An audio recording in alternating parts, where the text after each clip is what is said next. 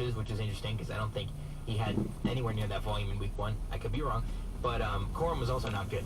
So there was a lot of holes on that offense, but I think the main stories on the other side of the of that game, Marvin Harrison and Kyler Murray looked like himself for the first time in forever. Muscle toddler. And obviously, it doesn't hurt to have James Conner have another really solid game. He's so good. He really is just very consistent. He's good in the receiving game. He's just solid. I mean, he's just genuinely a solid running back. I mean, it's hard to, place him in the top 10, whether you want to or not, because there's so many running backs who are just really, really solid this year. J.K. Dobbins, another one, who kind of came back from, a lot of injury issues. But there's really something special about James Conner. But Marvin Harrison, I mean, he had 2 massive touchdowns, only 4 receptions. All you want to comment on that? Yeah, I was going to say, it happened in, the first 5 minutes. I just checked my phone, 5 minutes into the game. It was Marvin Harrison, 100 receiving yards. What is happening? Right. But, yeah, so he had 2 touchdowns in the first 5 minutes of the game. One was 60 yards, and it was a touchdown where he just got past the defenders and then just outran him and dove into the end zone. It was a great play. I mean, I honestly didn't realize he was going to be... Okay, week 1 should not have been the kind of, standard for him. He had 1 catch for 4 yards. This week is the week where I think he's kind of having his coming out party, and I honestly see him doing something similar like this, close to 100 yards receiving, if not 100 yards, for the rest of the season. I mean, he's the clear receiver 1 on that team, and if Murray's going to keep playing at this level, I don't see any reason why he'd regress from here. I mean, I think that's sort of what was kind of I mean, it's crazy to put these kind of expectations on a rookie, but I think that's a lot of what was going around, people who knew him from Ohio State and whatnot. Where Marvin Harrison, he's the #1 overall pick in the vast majority of NFL drafts, to be honest. I mean, he was probably the most talented, maybe the best prospect of this entire draft class, when it included Williams, Daniels, and May. I think there was sort of an expectation where this is a guy he's just...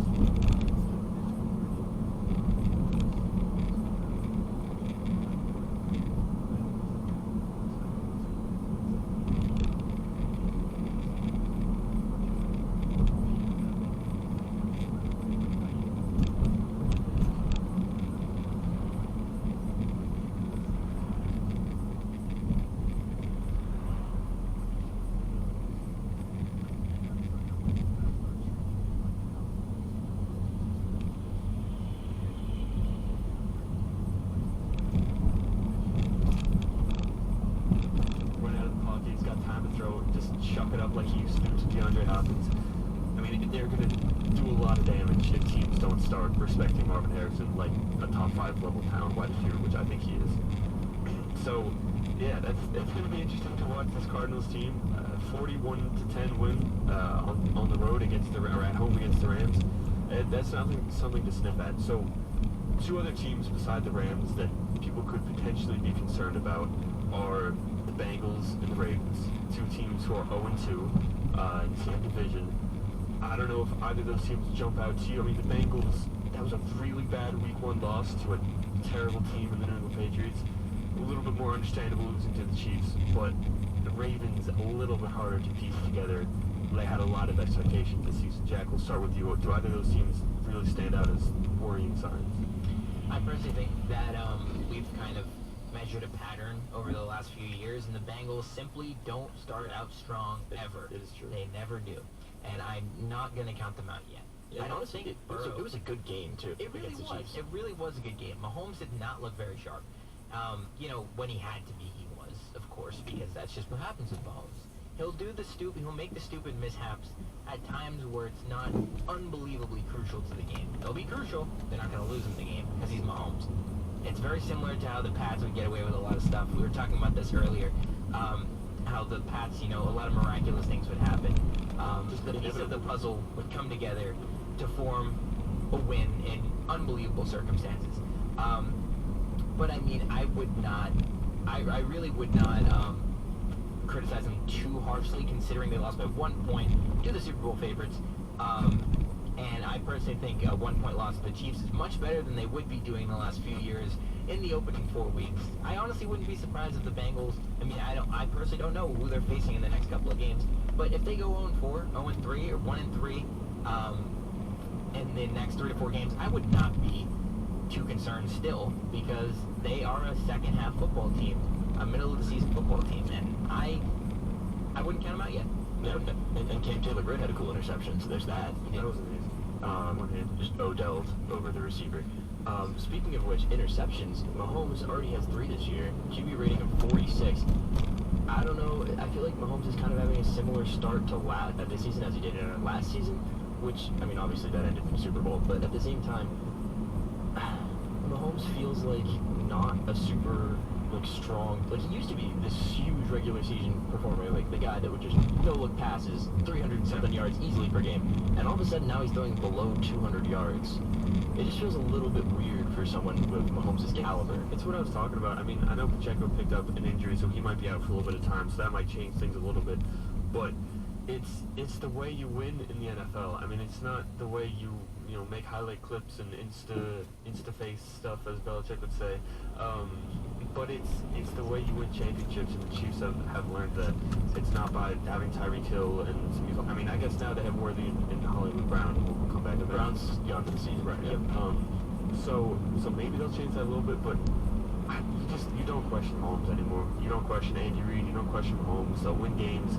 It doesn't matter how they do that. They don't have this same identity necessarily that we're used to associating with the Chiefs, of this, like Tyreek Hill center, just long balls over the top. I mean, I don't think they are really trying to be that team anymore, because they understand that there's no real need to be that and run the risk. It's just about dominating the game, dominating possession, running the ball, getting yards, playing good defense. If Chris Jones is maybe the best defensive player in the world right now, I mean, it's frustrating, because they're not like this fun, exciting team. Teams can sort of like it. They're just inevitable.